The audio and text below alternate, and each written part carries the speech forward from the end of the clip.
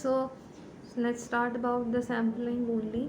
Sampling में दो तरीके की सैम्पलिंग होती है. One is the random sampling and another one is the non random sampling. Random sampling is the probability sampling where we use the statistical tools to take our sample. And non-random sampling is the judgmental sampling where we are using our personal opinions and judgment and our choices. So random sampling is use and it is appropriate जहाँ पे हमारा जो sample है, हमारी जो research है वो quantitative nature की नंबर्स, एंड जहाँ पे रिसर्च क्वालिटेटिव नेचर की होती है there we use the non random और जजमेंट सैम्पलिंग. अब रैंडम सैम्पलिंग में there are 4 types of samplings. First is the simple random sampling. Simple random में this is the most simplest. We put lot of chits and then we drive any particular number randomly. Randomly means बिना सोचे समझे we pick a number. That is the simple random. Next is the cluster sample. Cluster sample is first we make clusters of that particular population, and then out of those clusters we will select some samples. Then there is stratified sample. Stratified sample may also there is a group, and from that group we are selecting sample, but here in the stratified sample the groups are naturally occurring groups. For example, if we have to select the females health, so we have to select the females, and those females will be selected, one from Delhi, one from Mumbai, one from Maharashtra, one from you know uh, Chandigarh. So that is from the different cities which are already stratified. I don't create these stratas or groups, these are naturally occurring. In cluster we create the groups of similar people, like we have to select 4 people. So first okay, we have to select 2 people, one male and one female. So I just create a group of females and I just create a group of males, and then I am going to select one female and one male accordingly from those groups. That is cluster sample. I create those clusters and groups. In stratified sample, those groups were naturally occurring in the nature. Systematic sample. Systematic sampling is we use the system, a pattern to select a sample. For example, we have to check the okay, we have to select the samples. So we select every 10th sample or every 11th sample from our population. So there is a pattern in systematic sampling, and that pattern के we have to select the every 10th or every 11th candidate. That is also randomly done, it's not my personal choice. Okay, that is 11th, or it could be every 5th item will be selected.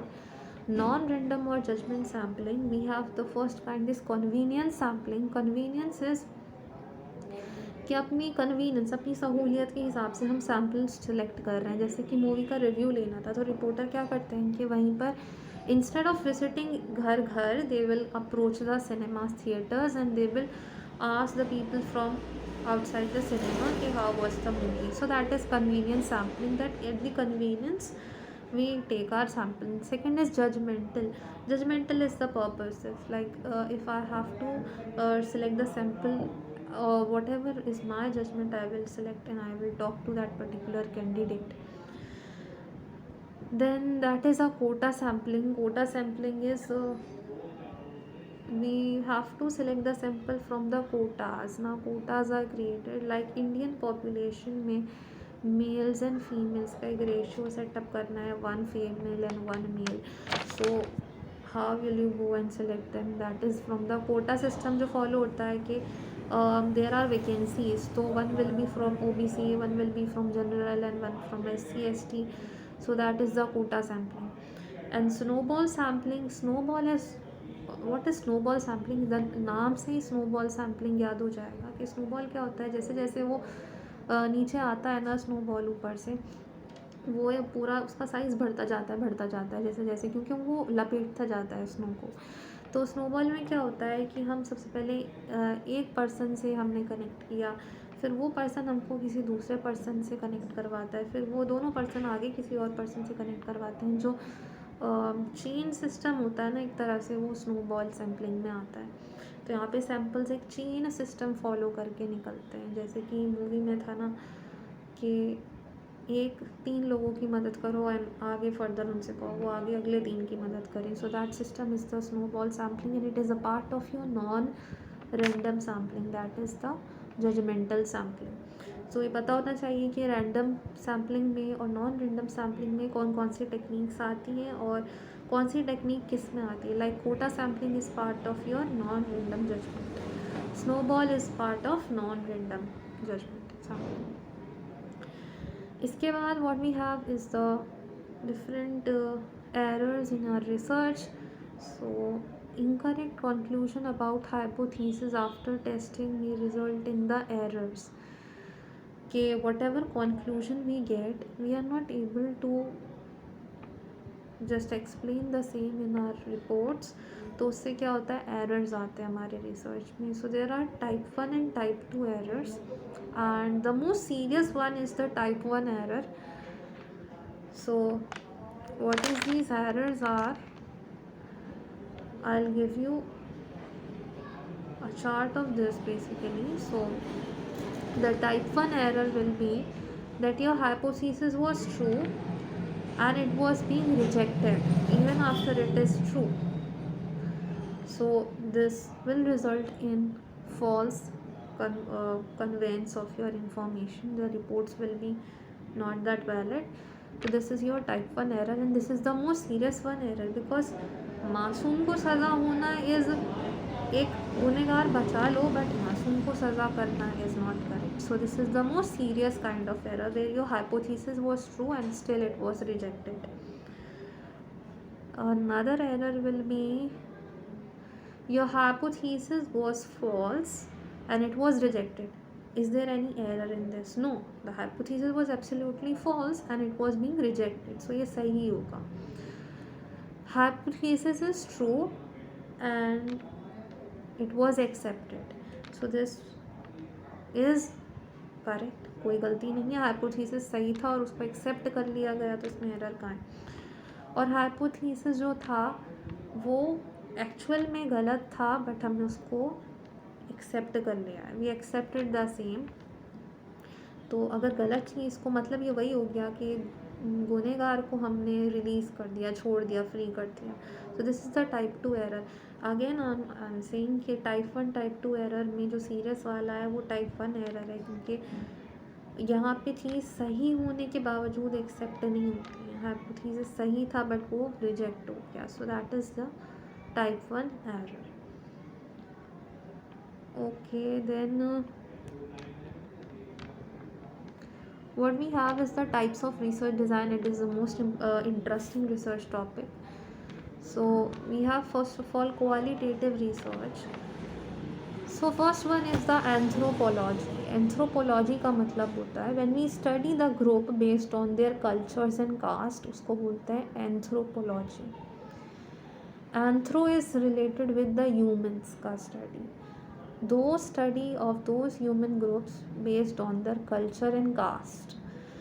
Ethnography, okay गड़बड़ हो गई actually, वो ethnography है जो मैंने अभी बताया. Ethnography is the study of group based on the culture and caste. Next है case study. Case study we know कि हम एक पर्टिकुलर चीज़ को पूरा उसका एब्सोल्युटली ए पॉइंट से लेकर जितना भी डिटेल होता है वो सब केस स्टडी में पढ़ते हैं. हिस्टोरिकल रिसर्च, पास्ट में किसी चीज़ को समझने के बारे में जो रिसर्च है वो हिस्टोरिकल है. नैरेटिव रिसर्च, कोई ऑथर अपना लाइफ एक्सपीरियंस जो बता रहा है वो नरेट कर रहा है चीज़ों को, वो नैरेटिव रिसर्च है. क्वांटिटेटिव रिसर्च में आता है experimental research and quasi experimental research. Experimental like your cause and effect जिसमें होता है, एक्सपेरिमेंट्स किया जाता है. क्वासी एक्सपेरिमेंटल में you know there is experimental nature का होता है बट क्वासी यहाँ पे कंडीशनल एक्सपेरिमेंटल होता है. सर्वे होता है, फिर सर्वे किया जाता है. कोरिलेशनल होता है जहाँ पे हम दो चीज़ों के बारे में रिलेशन फाइंड आउट करते हैं. So exploratory and descriptive research. Exploratory research में हमें प्रॉब्लम नहीं पता होती, absolutely zero knowledge about the problem area. Descriptive में हमें प्रॉब्लम पता है, लेकिन हमको उसको एज इट इज़ एक्सप्लेन करना, अपना कुछ भी उसके साथ कोरिलेशन मत करना, जो चीज़ है उनको एज इट इज़ एक्सप्लेन करना is the descriptive research.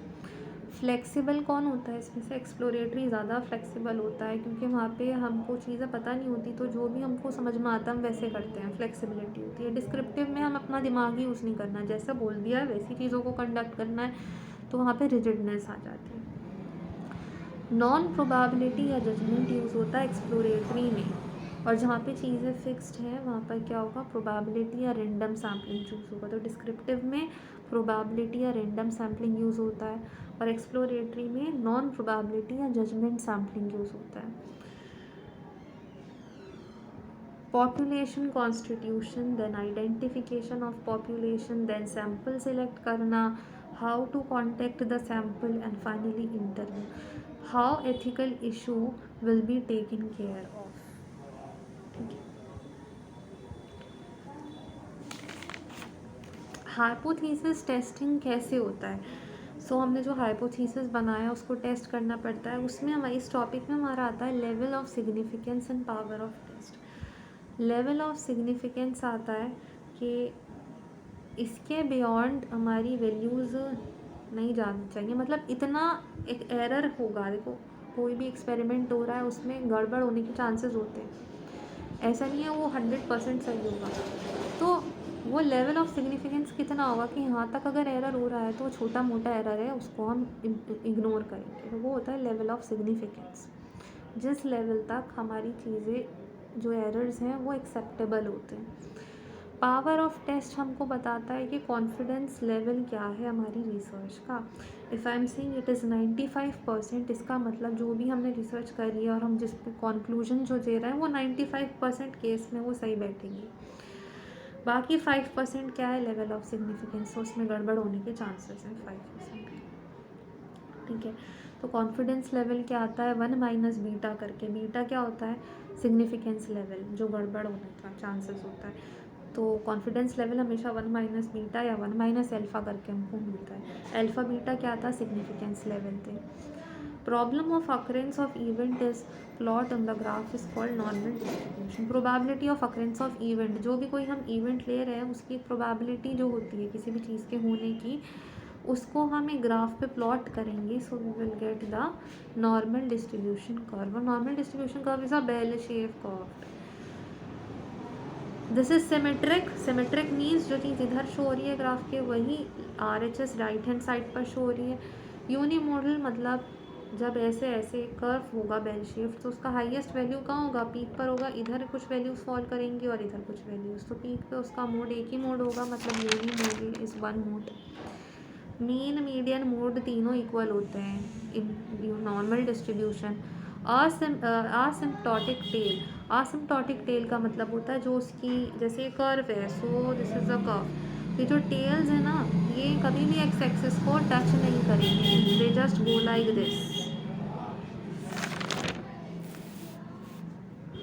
What is the process of hypothesis testing? We will do this in the next video.